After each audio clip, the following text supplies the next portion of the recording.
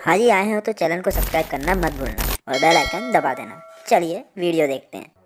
नमस्कार दोस्तों, कैसे हैं आप सब। आज हम आपके लिए एक और रोमांचक और डरावने सीन से भरपूर फिल्म लेकर आ गए हैं। तो अपना दिल थाम के बैठ जाइए और तैयार हो जाइए फुल ऑन एंटरटेनमेंट के लिए।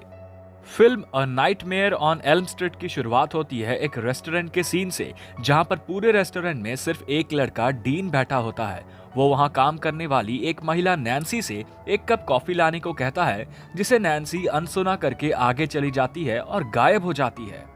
डीन को कुछ समझ नहीं आता और वो नैन्सी को ढूंढने उसके पीछे जाता है। ऐसा करते करते वो उस होटल की किचन में घुस जाता है, जहां उसे अलग अलग जानवरों के कटे हुए अंग दिखाई देते हैं। वो घबराता हुआ आगे बढ़ता है, लेकिन जैसे ही वो आगे से दाईं ओर मुड़ता है, उस पर एक आदमी जिसके हाथों में उंगलियों की जगह स्टील की ब्लेड्स लगे हुए हैं, डीन पर हमला कर देता है। पहला सीन वहीं कट हो जाता है और आगे नैन्सी डीन को नींद से जगाते हुए ये कहती है, यदि एक बार और तुम सोए तो यहाँ से बाहर निकाल दिए जाओगे। लेकिन ये क्या, जैसे ही डीन की टेबल पर पड़ी हुई थाली को नैन्सी उठाती है तो उसमें खून ही खून होता है और डीन का हाथ कटा हुआ होता है। फिल्म में आगे बढ़ते हुए हम देखते हैं कि एक लड़की क्रिस डीन से मिलने उसी होटल में आती है और डीन से सवाल करती है कि ऐसा क्यों लग रहा है जैसे तुम 3 दिनों से सोए नहीं हो। क्रिस और डीन बात कर रहे होते हैं, वहीं उनसे 2 टेबल पीछे 3 दोस्त खाना खा रहे होते हैं। नैन्सी उनमें से एक लड़के क्वेंटिन की गर्लफ्रेंड है। नैन्सी उन तीनों का बिल उन्हीं पे सौंप कर बगल में खड़ी हो जाती है। तभी क्वेंटिन अपने एक दोस्त जेसी को क्रिस और डीन की तरफ इशारा करते हुए कहता है कि क्रिस डीन के साथ क्या कर रही है। तब उसके दोनों दोस्त उठकर वहां से चले जाते हैं। तब नैन्सी क्वेंटिन से उन दोनों के ऐसे व्यवहार के बारे में पूछती है। क्वेंटिन बताता है कि जेसी गुस्से में इसलिए है क्योंकि क्रिस ने उसके साथ ब्रेकअप कर लिया। इतना बताकर वो वहां से चला जाता है। वहीं दूसरी ओर क्रिस और डीन अभी भी बात कर रहे हैं। क्रिस डीन को सुझाव दे रही होती है कि वो किसी से अपने साथ होने वाली अजीब घटनाओं के बारे में बात करे। डीन उसे बताता है कि उसने ऐसा किया हुआ है और डीन को बताया गया है कि ये सब उसके भूतकाल के वजह से हो रहा है। डीन बताता है कि उसको रात को बहुत ही डरावने सपने आते हैं और ऐसा उसके साथ बचपन से ही हो रहा है। इसलिए डीन की दशा देख ऐसा लगता है कि वो कई रातों से सोया नहीं है, क्योंकि वो सोता नहीं है और पूरी रात जागने की कोशिश करता है।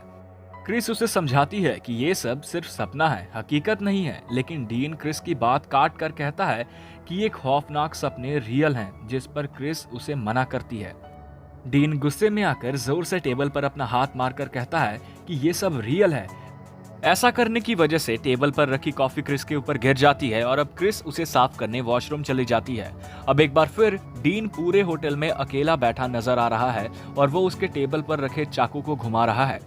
फिर से डीन सो जाता है और उसे इस बार वो डरावना आदमी सिर्फ डराता नहीं है, लेकिन उसे पीछे से आकर जकड़ लेता है और चाकू उसकी गर्दन पर रख देता है। डीन सपने में ही चिल्लाता हुआ उस अजीब से दिखने वाले आदमी से कहता है, तुम रियल नहीं हो। जिस पे वो आदमी अपनी बेहद खौफनाक आवाज में कहता है कि मैं अब रियल हूँ। तब तक क्रिस वहां आ जाती है और डीन को आंख बंद करके खुद के गले पर चाकू रखे देखती है।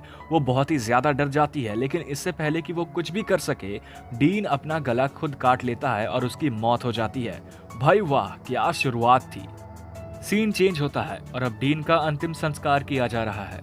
काफी गमगीन माहौल है।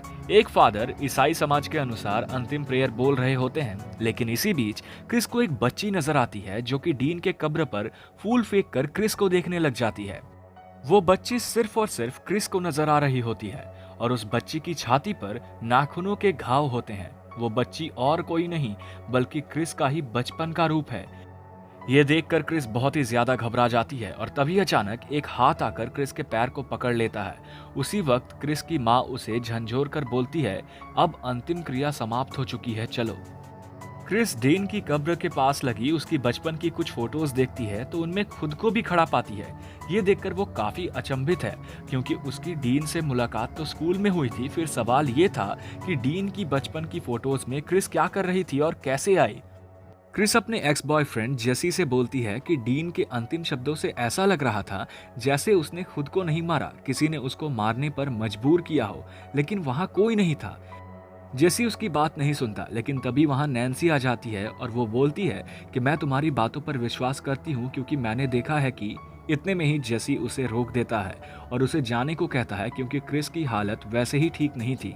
तब नैन्सी की माँ ग्वेन उसे वहां से लेकर चली जाती है। अगले सीन में नैन्सी अपने बिस्तर पर बैठी गाने सुन रही होती है और तभी उसकी आंख लग जाती है। फिर उसके कमरे में कुछ अजीबोगरीब हरकतें शुरू हो जाती हैं, जैसे कि दरवाजों का हिलना, ग्लास में रखे पानी का ऊपर जाना।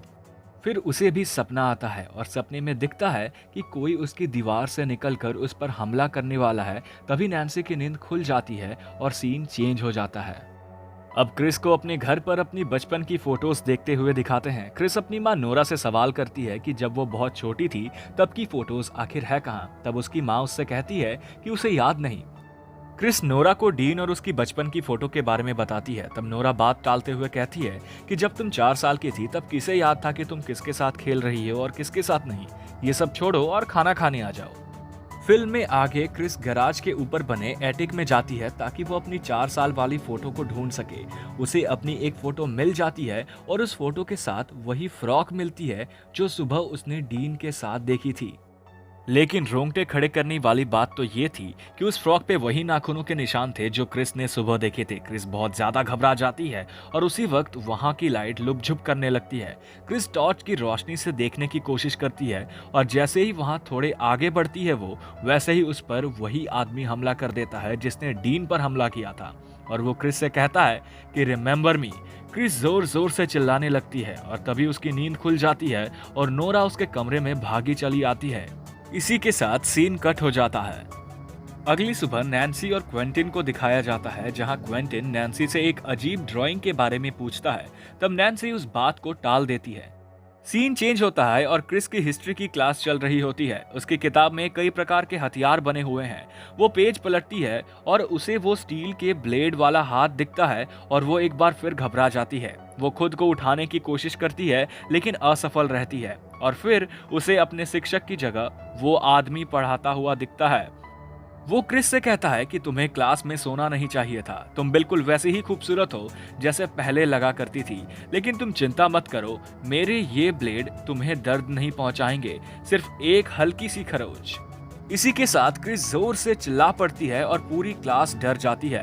उसका टीचर उसे पूछता है कि क्या वो ठीक है। तब क्रिस माफी मांगती है, लेकिन वो जैसे ही नीचे रखी किताब देखती है तो पाती है कि वहां उसके बाल भी गिरे हुए थे।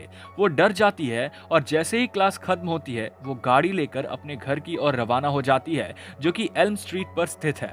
वो घर पहुंचती है तो उसकी माँ नोरा एक फ्लाइट के लिए निकल रही होती है।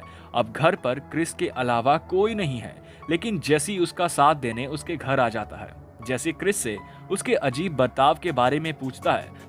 तब क्रिस उसे सब बताती है कि उसे हर बार एक आदमी दिखता है जिसका चेहरा जला हुआ है और वो उसके हाथों के बारे में बता रही होती है कि जेसी उसकी बात को पूरा करते हुए कहता है कि उसके हाथ स्टील के ब्लेड से बने हुए हैं। तब क्रिस ये बात समझ जाती है कि जेसी को भी वही सपने आ रहे हैं। दोनों अब सो जाते हैं, लेकिन क्रिस को उसके पालतू कुत्ते रूफस की भौंकने की आवाज आती है और वो रूफस को देखने घर से बाहर चली जाती है।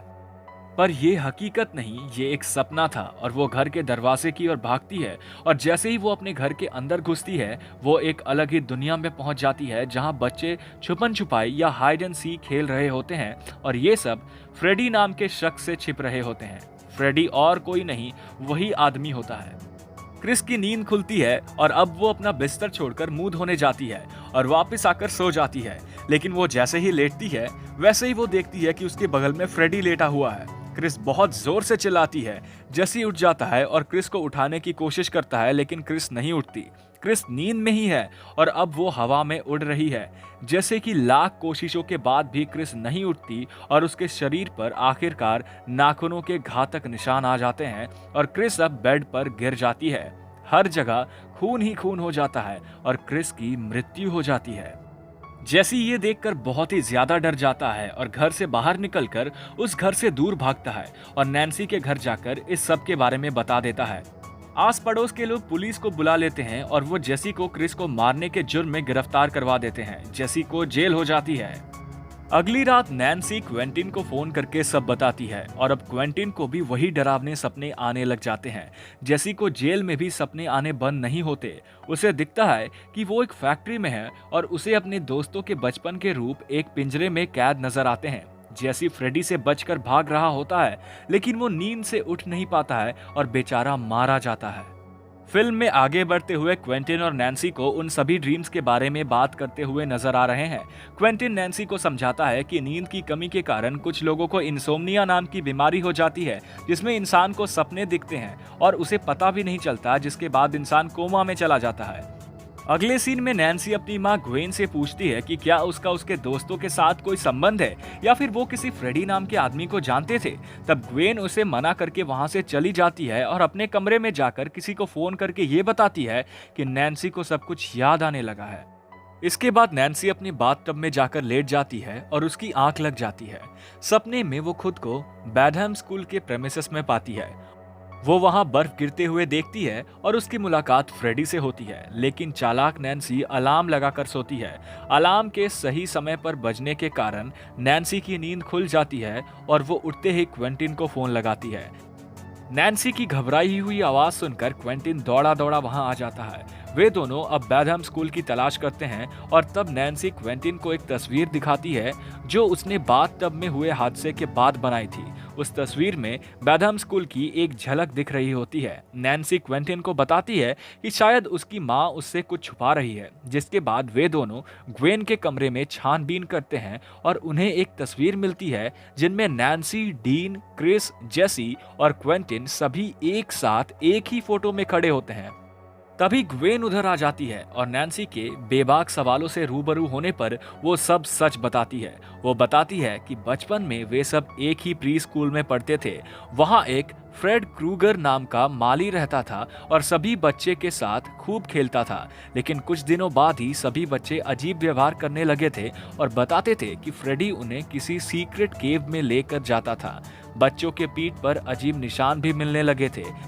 क्वेंटिन पूछता है कि उसके बाद फ्रेडी के साथ आपने क्या किया। ग्वेन जवाब में कहती है कि इससे पहले हम कुछ कर पाते वो शहर छोड़कर जा चुका था और ये बात अभी तक इसलिए छुपा कर रखी हुई थी ताकि तुम्हें ये बुरी यादें दोबारा ना सताएं। मूवी में आगे बढ़ते हुए नैन्सी को फोटो में मौजूद बाकी बच्चों के बारे में पता लगाते हुए दिखाया गया है और वो ये खोजती है कि वे सभी मर चुके हैं, लेकिन उनमें से एक मार्कस नाम के शख्स ने मरने से पहले अपनी आप बीती रिकॉर्ड करके इंटरनेट पर डाली हुई थी, जिसमें वो बताता है कि फ्रेडी उसे कुछ ढूंढने पर मजबूर कर रहा है जो कि बैडहम स्कूल के बेसमेंट में है। दूसरी ओर क्वेंटिन अपने सपने में देखता है कि कैसे उन सभी के माता पिता ने मिलकर फ्रेडी को जिंदा जला दिया था। इसके बाद क्वेंटिन और नैन्सी साथ मिलकर बैडहम स्कूल की ओर निकल पड़ते हैं। रास्ते में क्वेंटिन गाड़ी रोककर कुछ दवाई लेने जाता है जिससे कि वो दोनों जागे रह सके, लेकिन शॉपकीपर उसे वो दवाई देने से मना कर देते हैं। इतने में नैन्सी को नींद आ जाती है और उसके सपने में आकर फ्रेडी उस पर हमला करता है, लेकिन इस बार कुछ ऐसा होता है जो पहले कभी ना हुआ था। जैसे ही नैन्सी सपने से बाहर आती है, वो फ्रेडी के स्वेटर का एक टुकड़ा भी अपने साथ ले आती है, जिससे उसे ये आशा मिलती है कि शायद नैन्सी ही फ्रेडी को सपने की दुनिया से बाहर निकाल कर ला सकती है। प्लान के मुताबिक क्वेंटिन और नैन्सी बैडहम स्कूल पहुंचते हैं और वे फ्रेडी के कमरे में पहुंच जाते हैं और उन्हें वो सीक्रेट केव भी मिल जाती है। क्वेंटिन को कुछ फोटोज मिलती हैं जिन्हें देखकर वो अपने सर को झुका लेता है। नैन्सी के सवाल करने पर वो रोते हुए ये बताता है कि वो फोटोज नैन्सी की हैं और तब नैन्सी को सब याद आ जाता है कि कैसे फ्रेडी उसके साथ बदसलूकी करता था। तब नैन्सी ये तय करती है कि वो सोएगी, सपना देखेगी और उस बदमाश फ्रेडी को उस दुनिया से बाहर निकालकर उसका खात्मा करेगी। क्वेंटिन उसको रोकने की कोशिश करता है, लेकिन नैन्सी नहीं मानती और वो सो जाती है और क्वेंटिन उसकी देखभाली के लिए जाग रहा होता है, लेकिन थोड़ी देर बाद क्वेंटिन की भी आंख लग जाती है। फ्रेडी क्वेंटिन पर उसके सपने में वार करता है और क्वेंटिन को घायल कर नैन्सी के पीछे चला जाता है। फिर वो नैन्सी के साथ फिर से बदतमीजी करने की कोशिश करता है, लेकिन नैन्सी खूब कोशिश करती है कि वो वहां से भाग निकले, लेकिन वो दुनिया फ्रेडी की होती है और वो उसी के इशारों पर चलती थी, इसलिए नैन्सी उठ नहीं पा रही होती है और अब फ्रेडी नैन्सी को बिस्तर पर लेटाकर उसको मारने ही वाला होता है कि क्वेंटिन नैन्सी के दिल में एड्रेनालिन का इंजेक्शन मारकर उसे उठा देता है। नैन्सी होश में आ जाती है और उसके साथ साथ फ्रेडी भी सपनों की दुनिया से बाहर असली दुनिया में आ जाता है। नैन्सी एक पैने हथियार से फ्रेडी का सर काट देती है। फिल्म के अंत में नैन्सी और ग्वेन आपस में बात कर रहे होते हैं और नैन्सी अपनी माँ को शुक्रिया बोल रही होती है, लेकिन तभी एक दिल दहला देने वाला सीन आता है जहां फ्रेडी शीशे में से निकलकर ग्वेन पर हमला करता है और नैन्सी के आंखों के सामने उसकी माँ की हत्या कर देता है। और इसी के साथ मूवी खत्म हो जाती है। इतने ज्यादा डरावने और चौंका देने वाली सीन से भरपूर ये मूवी आपको कैसी लगी कमेंट करके जरूर बताइएगा।